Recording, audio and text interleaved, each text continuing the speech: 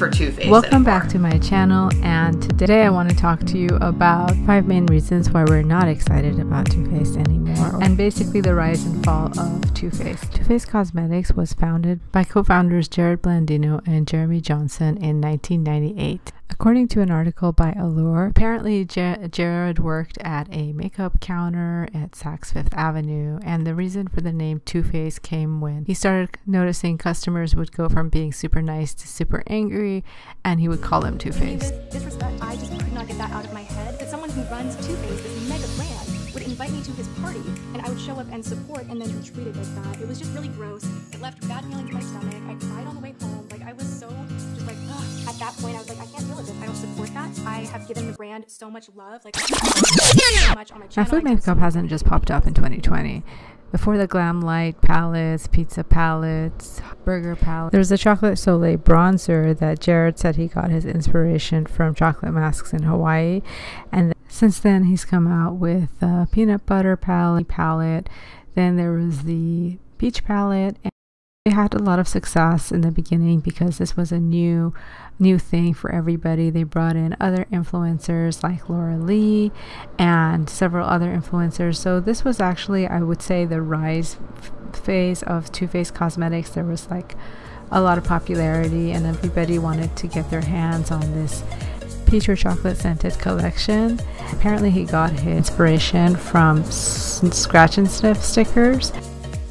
This was the golden age where everybody seemed to praise Too Faced, even people that nowadays would never go near Too Faced, or at least never say anything positive about it. So then they started making some questionable decisions. Then a confused marketing strategy. You would see adult named mascaras, these really cutesy palettes that are marketed for adults and younger adults and teenagers at the same time, which has some questionable names on it.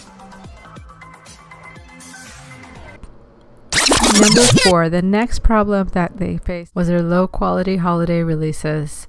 So every year, the past couple of years, they've been in one way or another repetitive, and they'll have that one pretty purple in there, and everything else is just pretty much the same, and the quality is just not as good as their regular line.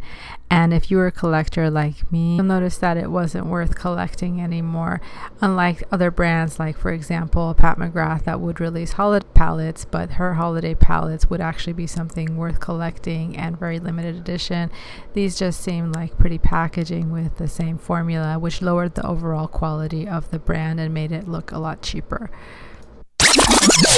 Next problem was too much fragrance in any of their palettes. Every Too Faced palette that I've personally ever owned has one kind of fragrance or the other, whether it's the chocolate palette or the berry palette or any of the Tutti Frutti collection.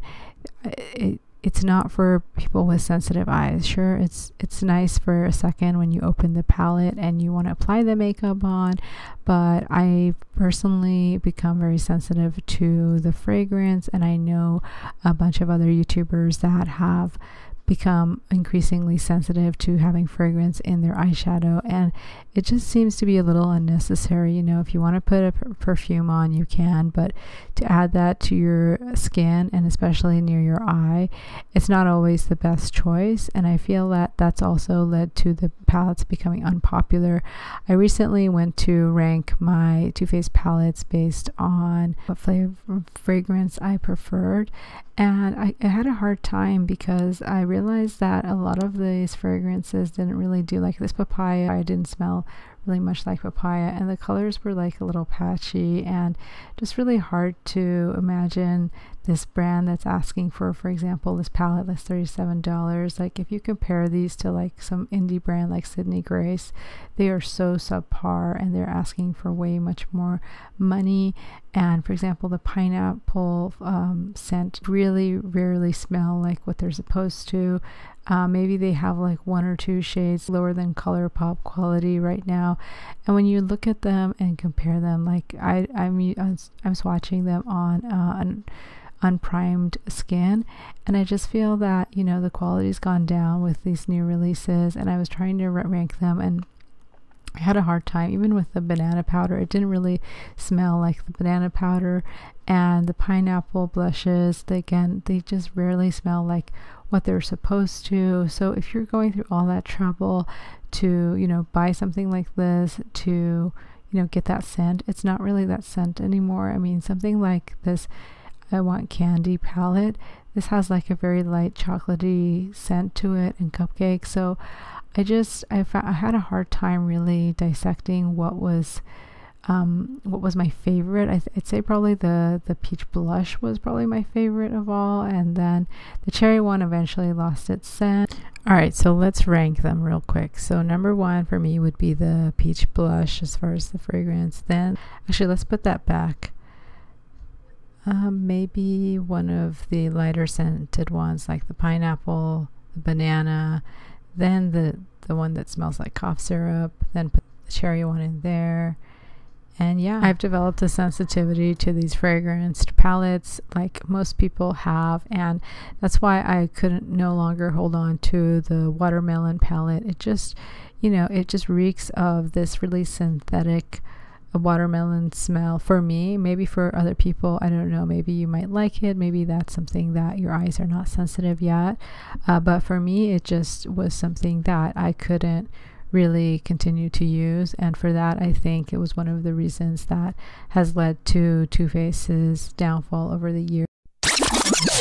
Alright, so the next problem with Too Faced was if you have one palette, you have them all, or if the formulas in all these palettes are so similar, the shades are so similar in so many palettes that really it's hard to get anything new, especially with their holiday collection. Everything is so repetitive, and it's almost like you've seen something somewhere before, but you can't remember where. It's just been repackaged somewhere else. That's at least what it feels like, and for that I think that's why a lot of people are staying away from Too Faced, is because a lot of their stuff has become just too gimmicky and repackaged over and over, and you know, that kind of gets old after a while.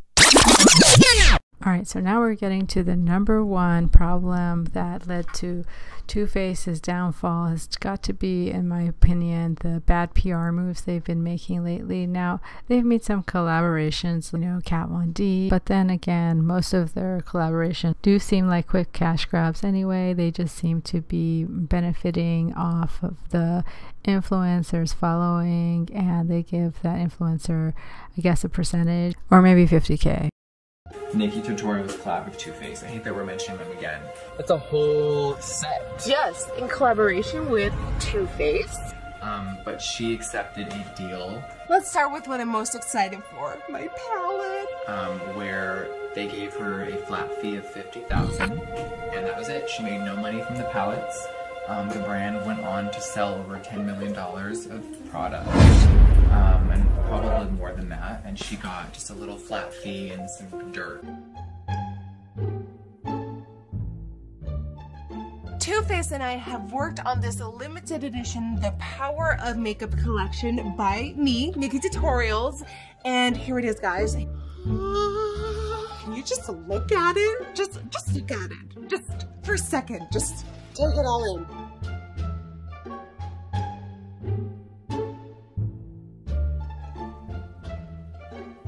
You can see that these shimmer shadows take a lot of work.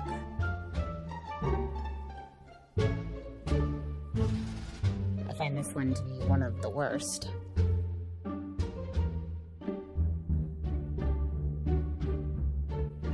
If I could tell you the contract that Nikki Tutorials signed for her Too Faced palette and what they did to her, you guys would scream. But if she wants to talk about that one day, I will let her. They probably had her sign so many contracts and agreements that she's not ever allowed to even speak of it. Apart from collabs, there was also the cake drama, which they later apologized for. And then apparently there was some drama with Jared Blandino's sister when she attacked Nikki Tutorials over being transgender, and eventually they fired her from the company. So yeah, there's been a lot of drama, and not in a good way. A disclaimer out there because I did review a collaboration that Nikki Tutorials did in the past, and I got more heat on that video than I think I've ever gotten in any video ever. Is a lot of people were really disappointed in that palette, and I totally understand. I really feel genuinely that there were two different factories that worked on that palette, and that mine may have been better than a lot of other people's. I know that that collaboration, from what I've heard kind of through the grapevine, I did not hear this from Nikki, but I don't think it was the greatest collaboration. I think there were some shady things going on. I'm not owned by a corporation. The truth always comes out. It might take a few months, might take a while, you never know. But when it hits, it's gonna hit hard. So the number one reason I think that Too Faced has gone down the hill is because they've become more like the junk food of makeup or the fast fashion of makeup, because they're like just like fast fashion, they have a very cheap and short appeal, and you can quickly see their products turning up at TJ Maxx and Marshalls, and eventually right there with the knockoffs of Too Faced that already exist there. So I feel like there's a high turnover, and you won't get to see that as much with brands like Natasha Denona, or especially Pat McGrath, or even with ColourPop. Even ColourPop doesn't seem to be so frequently showing up in TJ Maxx and Marshalls. So that's why I think they've become kind of like a junk food, fast fashion type of brand. And just like junk food, they do have high turnovers. They serve a purpose very fast, and they have a large variety of items that have a fast appeal.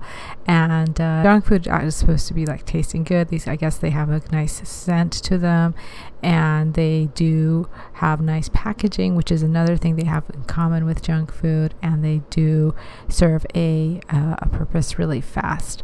So yes, that's why I think that this brand should do better if they don't want to continue being on the decline. And those are my thoughts. Thank you as always for watching. Make sure to subscribe to see more videos like this. Also be entered in monthly giveaways, and I will see you guys next time. Thank you.